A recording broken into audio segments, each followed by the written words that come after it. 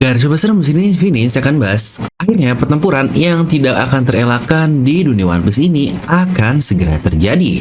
Luffy versus Shanks. Nah, mari tanpa basa-basi lagi kita langsung saja wadaw. Stories, I'm a fool for your love.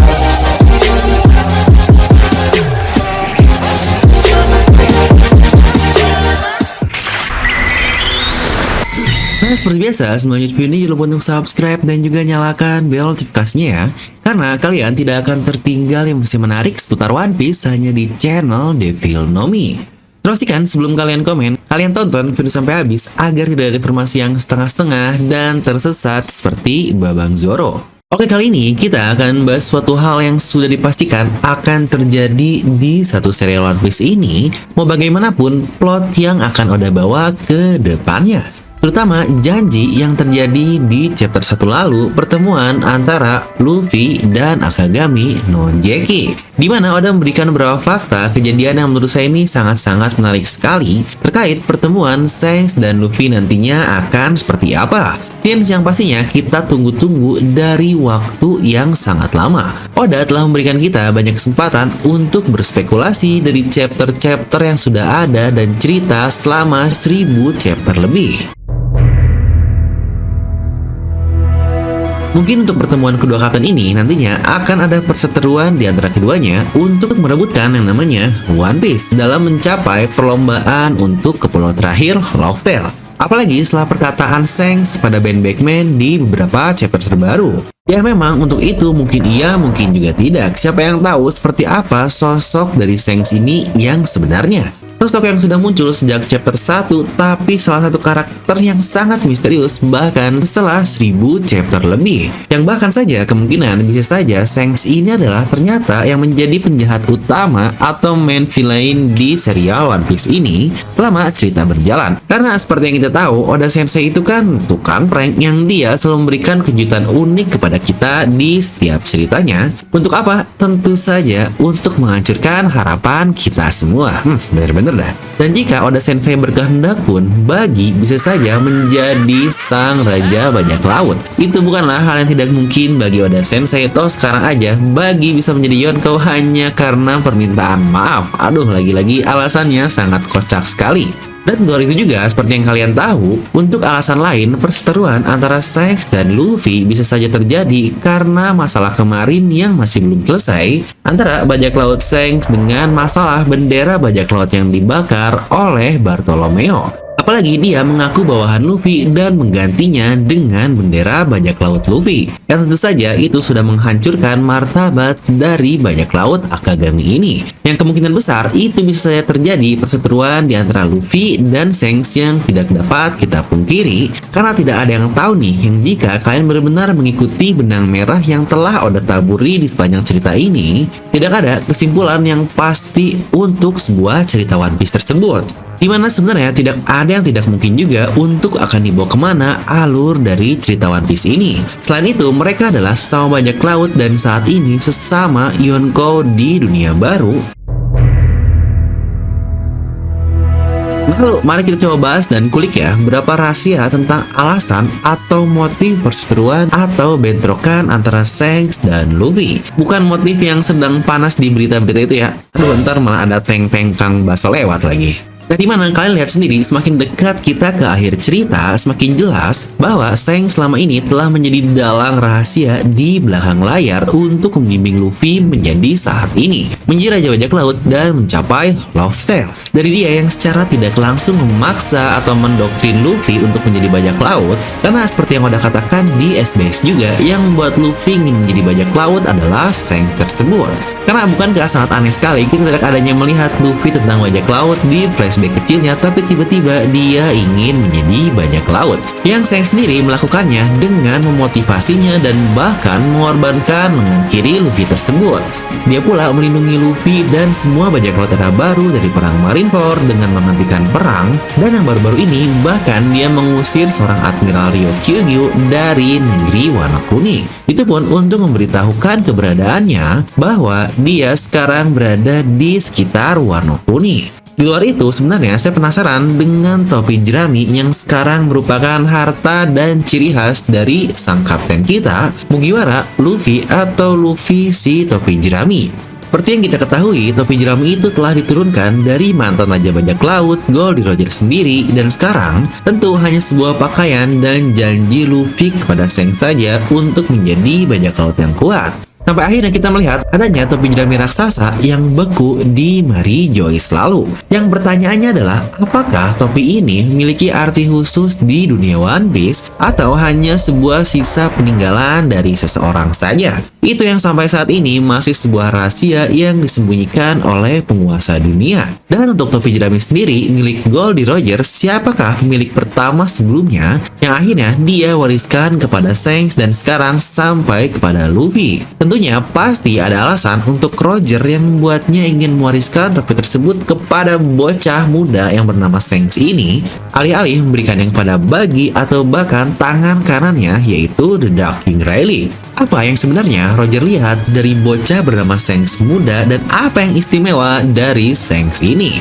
Apakah mungkin seperti teori yang banyak beredar jika Shanks dulunya adalah dari Roxas Shebek atau dia adalah bagian dari Tenryubito? Yang mungkin iya, mungkin juga tidak. Karena menurut saya, apa-apa yang ada hubungannya dengan Shanks adalah hal yang sangat-sangat mengejutkan sekali karena dialah karakter yang paling misterius dalam cerita saat ini. Banyak hal yang mengenai Shanks sulit dipahami dan dimengerti serta tanpa ada kejelasan dan kesimpulan yang jelas tentang semua hal dari Yonkou Shanks tersebut. Dan untuk Roger memanglah sebutan yang pantas untuk sang Raja Bajak Laut. Seperti yang kita ketahui, semuanya berubah begitu Roger dan krunya menemukan sesuatu di pulau terakhir dan mempelajari tentang sejarah dunia yang sebenarnya. Meskipun di saat itu Roger tahu tentang sesuatu, dia juga tahu bahwa terlalu dini untuk dapat merubah apapun yang dapat dia inginkan, dan itu pun untuk melawan pemerintahan dunia.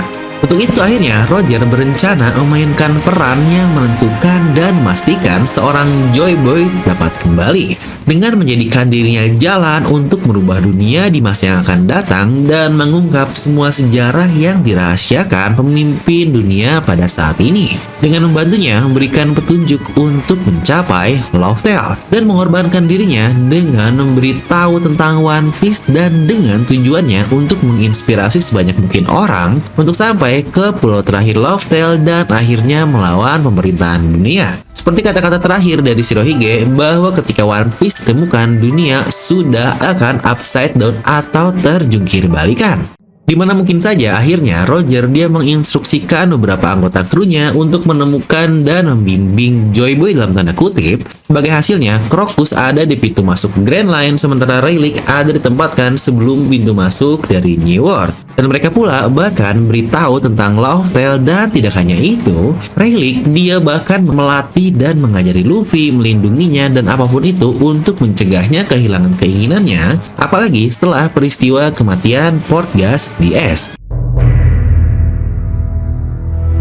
Tetapi ingat, Joy Boy dari kerajaan kuno dahulu pernah kalah oleh pemerintahan dunia sebelumnya. Jadi hanya karena Luffy yang digadang-gadangkan seorang Joy Boy bukan berarti itu menjadi titik terang dan Luffy dapat menang dengan mudah. Jadi memang tidak ada yang pasti untuk satu cerita ini. Kira-kira semua tergantung siapa? Ya kalian tahu lah ya jawabannya. Tetapi sejauh ini peran terpenting dari semuanya jatuh pada pria pewaris topi jerami Roger, yaitu Shanks ini. Orang yang melacak buah iblis Joy Boy, buah iblis Hitonomi model Nika, buah iblis legendaris yang bahkan telah lolos dari tangan pemerintah selama berabad-abad. Dan kemudian juga setelah didapatkan buah iblis itu, Shanks membawa buah iblis ini terus dan berkeliling untuk mencari orang yang tepat dan mengharapkan kelahiran Joy Boy yang berikutnya.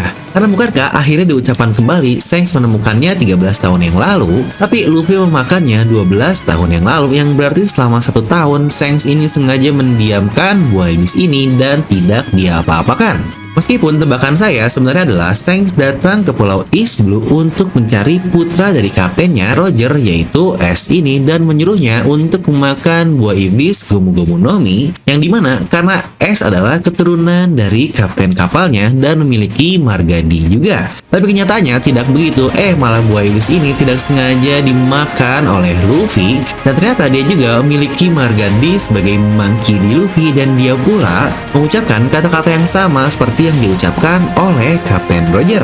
Hingga akhirnya Shanks yang menyadari hal itu, dia rela mengorbankan lengannya untuk memastikan bahwa Luffy akan berjanji dan termotivasi untuk menjadi bajak laut kuat dan hebat, yang akhirnya terbukti Luffy lah yang dapat mengawakeningkan buah iblis tersebut. Yang bahkan tidak tahu juga Shanks ini selama bertahun-tahun mengejar Kurohige dengan buah iblis yang dimakannya, yang kemungkinan besar buah iblis itu ancaman terbesar bagi Luffy kita juga. Yang menurut saya tidak ada alasan lagi sih untuk pertemuan Shanks dan Luffy akan tertunda kembali. Setelah peperangan yang terjadi di Wano Kuni dan juga Luffy telah mengalahkan makhluk terkuat di dunia, serta sekarang Luffy dinyatakan sebagai seorang kaisar atau Yonkou, setidaknya dengan alasan itu Luffy telah mencapai level yang setara dengan Shanks dalam half title atau gelar. Selain itu pula, Shanks juga menyatakan perlombaan untuk ikut mencari One Piece mulai saat ini, dan dia sekarang sedang bergerak bergabung dalam perlombaan untuk mencapai Love-Tale. Selanjutnya, keempat Yonkou akan memainkan perannya masing-masing untuk berjuang menuju Love-Tale mendapatkan One Piece mulai dari Luffy, Buggy dengan Cross Guild-nya, Kurohige, dan Akagami. Semua karakter ini yang telah dinanti akhirnya akan naik ke panggung dan mengungkapkan siapa mereka sebenarnya dan apa yang sebenarnya mereka inginkan. Karena bukankah benar-benar keempat orang ini impiannya masih tidak jelas sekali.